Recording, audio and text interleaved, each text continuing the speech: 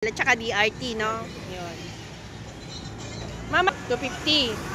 250 ang bayabas, 350 yung avocado. Yung nyog, pwedeng 300. Pero may discount pa naman yun. May discount pa naman to. Ah, okay. Okay, Ian. Good morning. Good morning, mga ka-property. Ngayon ay pupunta tayo sa San Rafael Tukod ulit. So, punta tayo sa farmland. And then mamaya ay may client tayong dadating. So ngayon ituturo ko lang tong bypass dito sa ayan o. Para iwas tayo sa traffic. Kasi doon may ginagawa doon sa Angat Bayan. May ginagawang kalsada. So nagta-traffic. Kaya umiwas tayo. So ito yung bypass ng Angat. Ayan. So ang lalabasan nito ay doon na sa papunta ng tulay ng Angat po. So, yan. Ito nga po yung road na ito. Kung familiar po kayo para iwas po sa traffic kayo or hindi nyo pa po alam, yan. Kasi may nagturo lang yan para makaiwas sa traffic. Dito po pala may daan. Ito nga yung bypass ng Angat para iwas kayo doon sa Kabayanan.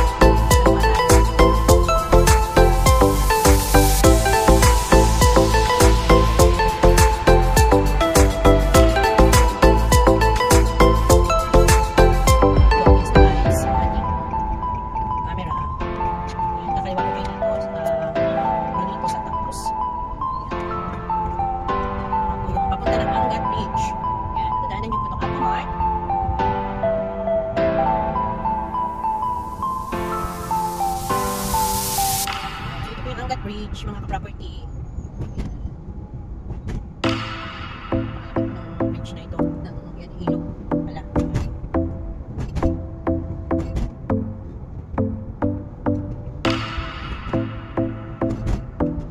Barangay Santa Lucia naman na po ito.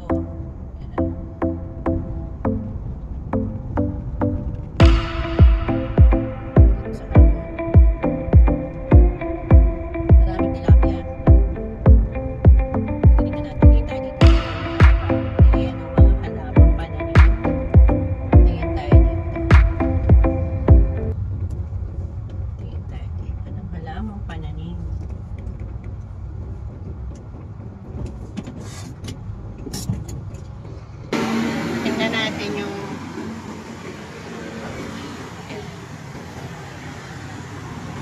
Magtatanong lang tayo. Kuya, magtatanong lang. Magtatanong lang po. Kalamansi po ito? Oo, may mga bunga na. Oo. Magkano po? Ha? 250. Eh, binidyohan ko lang, kuya. Okay lang. Parang may discount pa naman yun. Hindi, tatanim ko lang sa sa maliit kong kalupaan. Ilang ano lang. May discount pa ba yan?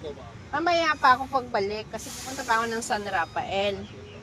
Ano to, rambutan? Ay, lansones. Ito, rambutan. Magkano po sa rambutan? 350. Yan. Araw-araw yan, ma'am. Ano na po yan yung Grafting. grafting na? Lagi kayong nandito, kuya? Ngayon ko lang kasi napansin. Ito ay lemon. Ano yung lemon? May mga bunga na po yun, ma'am. Oo nga, may bunga na. Pwede kong pag-anuhin eh. Luin. Tingin pa tayo ng iba. Kuya, yung avocado mo. Ito, Chico.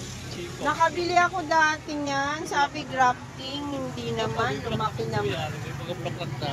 Chico namin. Pero maganda to, malilim. No? Malilim yan. Chico. Puro grafted yun, ma'am. Sa Chico po, magkano? 350 rin po, ma'am. 350 rin. Ito naman ay kiat-kiat. Giant duhat. Ito yung ano na, tamarin, ano, yung sa pasulang. Tapos yun yung bayabas. Ito, malalaking bayabas to. Sarap ang tanim. Sure ka, kuya, mababa pa yan, bumubuo. Opo. Puro grafting ko yan, ma'am. Crafting na talaga yan. Ilang taon yan bago bumuka? 2 years old. 2 years. Ayan ay lang ka, ano? Ayan ay, ano? Dwarf, ano? Magkano yun, kuya? 450 yun, ma'am. Oh, kasi nagpapadeliver yung client ko dyan sa San Jose ng 20 pieces. Hindi naman diniliver nung inorderan ko. Magkano po kuha? Medyo mababa kasi per ano eh, parang 100 ang gusto kasi pieces. Dito, ma'am, kahit ilang puno pwede yung kunin dito. Oo nga oh, Ate Linda oh, eto kaso lang medyo mahal. Magkano po? May 450. bawas naman sa 450. Pagka marami yan, ibibigay ko hanggang 350. Kasi may client po akong itatanim niya sa ano niya kasi hindi na diniliver ng inorderan ko. Eh po, maganda ko yan, ma'am. Eto guyabano, maganda. Bibigay ko hanggang 300 po pagka marami yan. 300. Oh, yan. 20 Pwede daw po pieces, sa 30 pieces, 300. pwede yan. Ilang pieces ang kailangan dun, kuya, sa 300? Kahit ilan po walang problema. Kahit ilan. O yan, sige po, isisend ko kay Ate Linda kasi i-upload ko po ito sa YouTube. Eh para makikita ng mga client. Kasi ano po ako sa Hulugang Lupa. Sige. Opo. Eh, nandun po ako sa farm lot. Ngayon, syempre, endorse ko dun sa mga kliyente ko. May mga discount pa naman yung mga. Opo. Daanan po kasi to eh. Ayan, papunta ng San Rafael at saka DRT, no? Yun. Mamaya akong hapon, kuya, kukuha ko ng kalamansi. Kasi, babalik pa ako, tapos babalik ko ako, may kliyente kasi ako. Tapos po, nandito po kami. Hapon nandito ka pa naman, ano? Ay, Gabi yun yan. hanggang gabi. Alas 8, alas 7. Yung bayabas, kailangan mababakuran mo rin sa pag 5 months o 7 months, ano po yan? Bumubunga na siya. Sa bayabas ba, magkano? 250.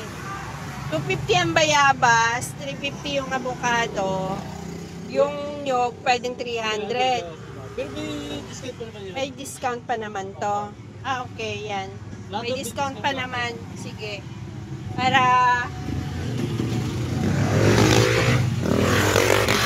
marami tayong mapapagpilian dito na ano. Pili na lang po kayo mga ano to, kuya? Katimon. Kiat katimon? Katimon po. Mangga na ano? Ito pa yung Giant katimon? Oo. ito pa yung Indian mango. Eto kuya, ano to? Mag-gustin po. Ah, mangustin. Ah, eto mangustin. Matagal ba itong bumunga mangustin?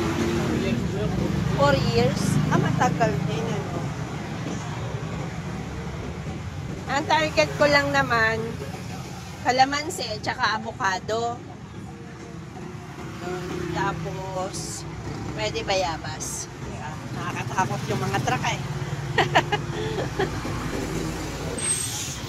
Ayan. So, salamat kuya. Balik na lang po ako kuya mamayang hapon. Opo. Bibili tayo mamaya. Ayan o.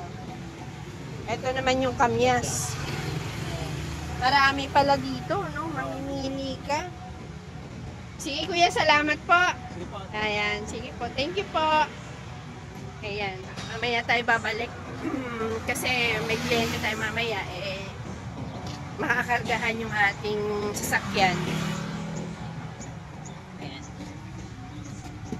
So, let's go na sa ating pupuntahan sa San Rafael po.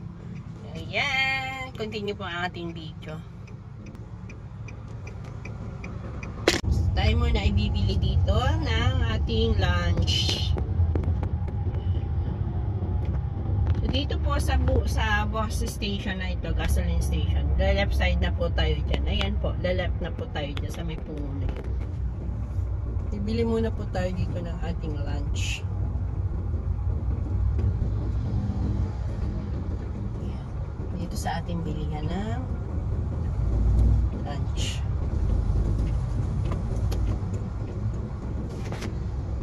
So yan, ka-property, nakabili na tayo ng ating pang-lunch. Ito nga, at dito na tayo dadaan sa road na to. Yan, kumaliwa tayo. So continue po natin, dire-diretso po ito.